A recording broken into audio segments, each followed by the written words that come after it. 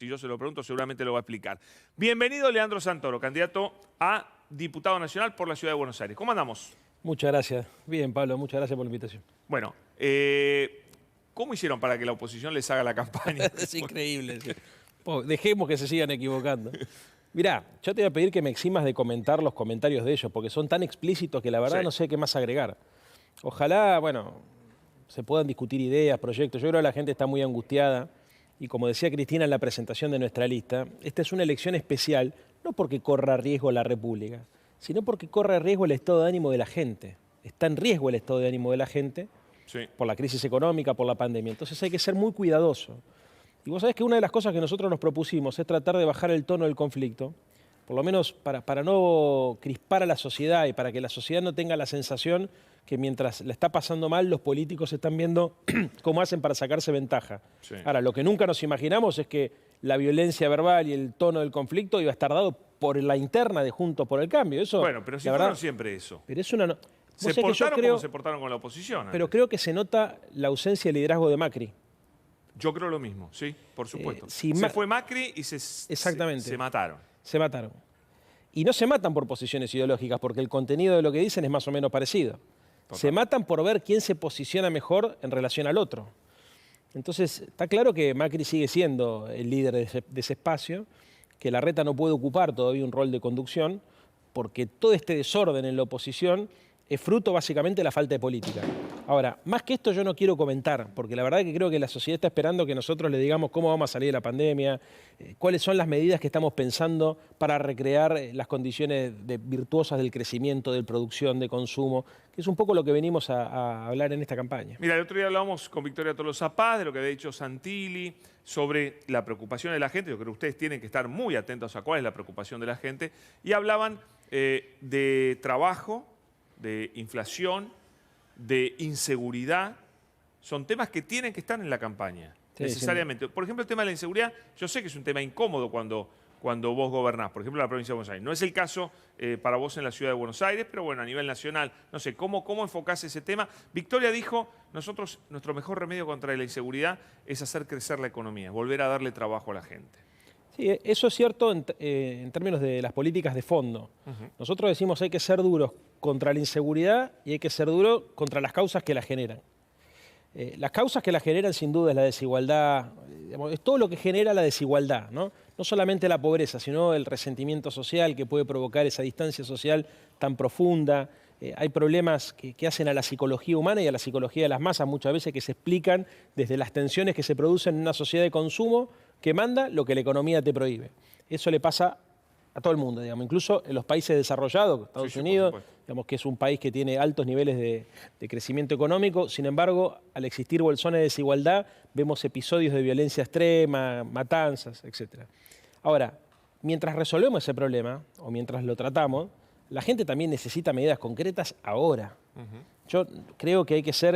¿Vos estás satisfecho con la gestión de Santilli de la policía de la ciudad?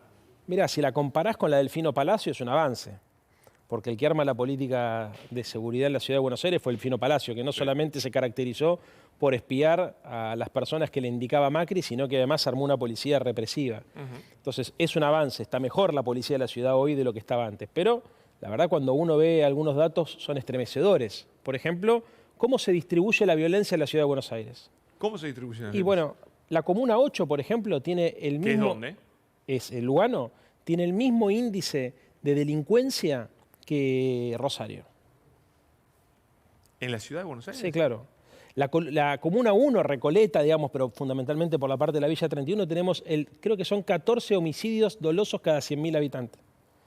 O sea, vos cuando ves las estadísticas generales de la ciudad, en general los delitos violentos bajaron, pero se concentran todos en el sur. Si vos ves los números duros de las 4 o 5 comunas del sur de la ciudad, te das cuenta que se concentran ahí. O sea, seguimos con un gobierno para los sectores que nos votan, para los sectores medios y medios para arriba, y para los sectores más bajos que se concentran en la ciudad, nada, ni seguridad, ni salud pública, ni escuelas públicas. Te voy a hacer un ejercicio con el tema de inseguridad que a la gente que está en casa lo va a poder acompañar. Si yo te digo, ¿dónde se compran repuestos de autos robados? Decime una calle. Warnes. Si yo te digo, ¿dónde se compran Autoestéreos. Bueno, ahora ya casi Bueno, no hay. no, pero cadenas de oro robadas. Libertad. Si yo te digo, ¿dónde están los talleres clandestinos de la ciudad? En Flores, ¿no? Bajo Flores. Bajo Flores. O sea, si yo te digo, ¿dónde se venden los celulares que te roban en la calle? En la avenida, hay en el Abasto, por Sí, ahí. en el 11 también. En el 11. O sea, es muy loco porque seguramente... Todos sabemos, entonces. Todos sabemos que eso es así. Es muy loco, ¿verdad? Es muy loco. Y aparte lo sabemos hace muchos años. Sí. Y así puedo seguir. O sea, todos sabemos que en las villas de la ciudad de Buenos Aires se mueve la droga mayorista. Sí. Cosa que poca gente dice. Los mayoristas de la droga están en las villas de la ciudad de Buenos Aires. La 1114, ya sabemos los problemas que tiene. Y bueno, a ver, y esto no significa ni que todos los que trabajan en la calle Warner vendan repuesto robado, lo quiero aclarar, Sí, ni sí, que por todos supuesto. los que trabajan en la calle Libertad vendan cadena robada, ni que todos los que venden celulares ni mucho menos que las personas que vivan en la villa sean narcotraficantes. narcotraficantes. Lo No, que no, estoy no, no. diciendo es, si todos podemos geolocalizar, y en casa seguramente nos acompañaron con este discurso, y pudieron geolocalizar ustedes sin que Pablo diga el resultado, es porque evidentemente algo mal estamos haciendo como sociedad para que después de 15 años del gobierno del PRO, todos sigamos sabiendo lo que sucede en estas Y calles te o en digo estos más, barrios. los empresarios honestos, que son la mayoría de esos lugares que nosotros decimos, quieren que los delincuentes no laburen más al lado de ellos, ¿no? Para eso necesitan la ayuda de la ciudad. Señor Mariano Martín, buenas noches, ¿cómo le va? Hola Pablo, ¿qué tal? Santoro, quiero volver por un segundito a la cuestión de la oposición y de estos últimos escándalos, de estas declaraciones, pero no para hacer foco específicamente en lo que han dicho, sino para ver si podemos sacar alguna suerte de análisis político muy breve al respecto.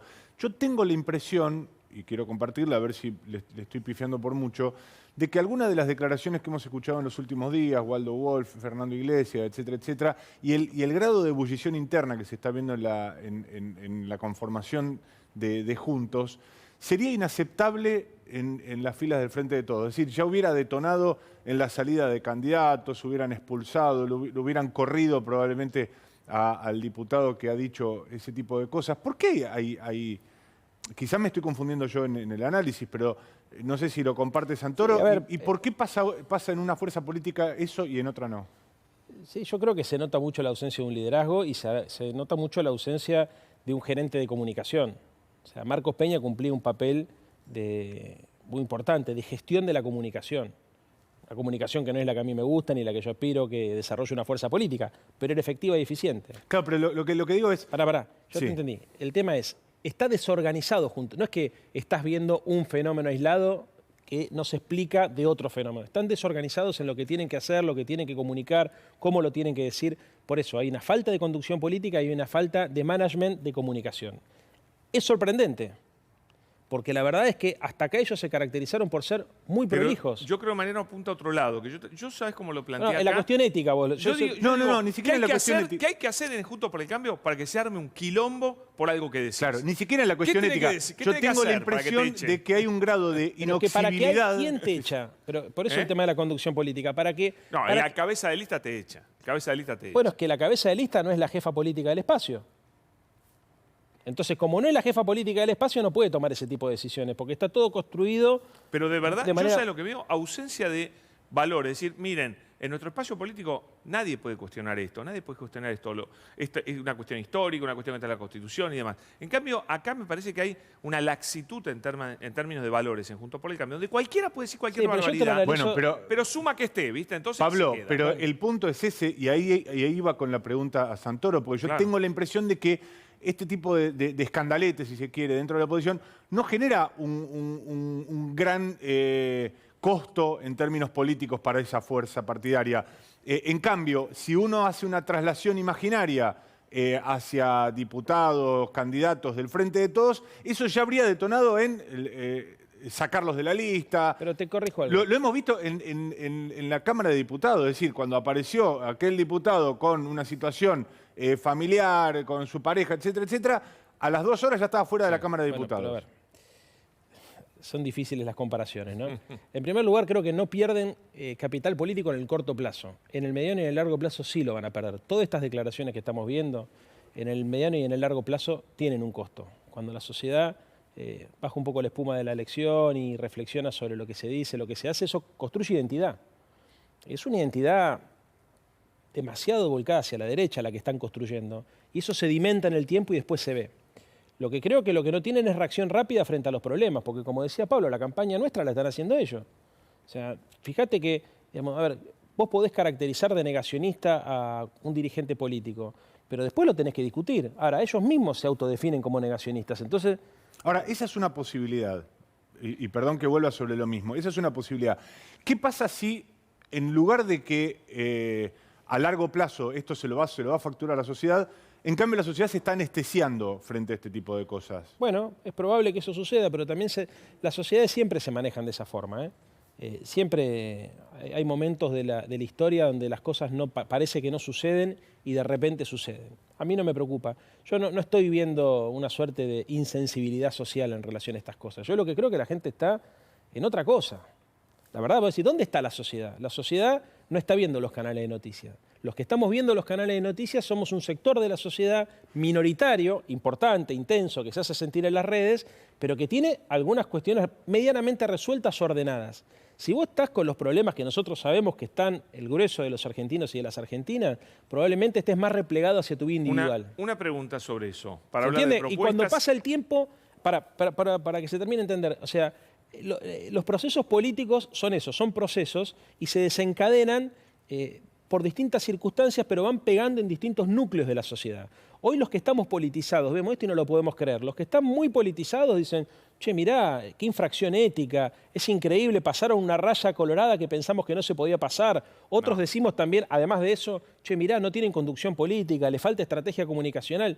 Eso después va decantando y va llegando hasta otros sectores de la sociedad que la mayoría seguramente hoy ni se enteraron de estas declaraciones. Está clarísimo, Los que Leandro. consumimos esto somos un sector. Cuando se enteran de esas declaraciones y cuando ven la pintura más completa, la ven en perspectiva, se dan cuenta qué identidad política representa cada uno.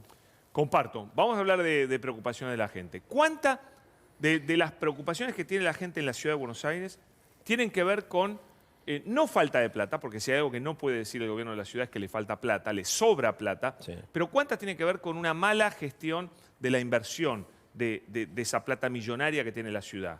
Casi todas. Casi todas. Ya, vamos tema por tema. A ver, ¿se rasgan las vestiduras con la pandemia? ¿Puede ser que las enfermeras y los enfermeros sigan cobrando como empleados administrativos y no se los reconozca como profesionales de la salud?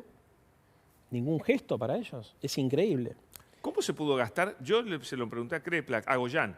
Goyán me dijo, no gastamos un peso en los vacunatorios en toda la provincia de Buenos Aires. No hubo un vacunatorio por el cual se pague un solo mango. Pero Acá sí, se pagan millones. por lo de Luna. Por el Luna Park y por el Estadio de la Nación. Vamos a otro tema, puede ser, porque me preocupa mucho el tema educativo. Se rasgan las vestiduras, que la presencialidad, que la educación. Dame 2 minutos para hablar de esto que es importante. Pablo, la mayoría de los pibes en la Ciudad de Buenos Aires van 4 horas diarias, 20 horas semanales al cole. No en pandemia, siempre. La doble escolaridad no es obligatoria. No hay doble escolaridad obligatoria. ¿Por qué no hay? Bueno, para. En Finlandia, que es el modelo que todos ponen como el ejemplo de la educación, la pedagogía, van el doble. 8 horas por día, 5 por 8, 40 horas semanales. 75.000 pibes, un poquito más de la mitad de la matrícula de los chicos que van al colegio público de la ciudad, solamente jornada simple. Igual te voy a corregir algo. El votante de Juntos por el Cambio, el hijo sí va a doble escolaridad. A ver, porque hablamos porque de... va a colegios privados. Bueno, está bien. Fenómeno. Yo estoy a Bueno, favor. pero que... eso es asumir por eso que... no les interesa. No, Pero Pablo, vamos- eso es asumir que el votante de Juntos por el Cambio solamente es de buena posición hay de económica todo.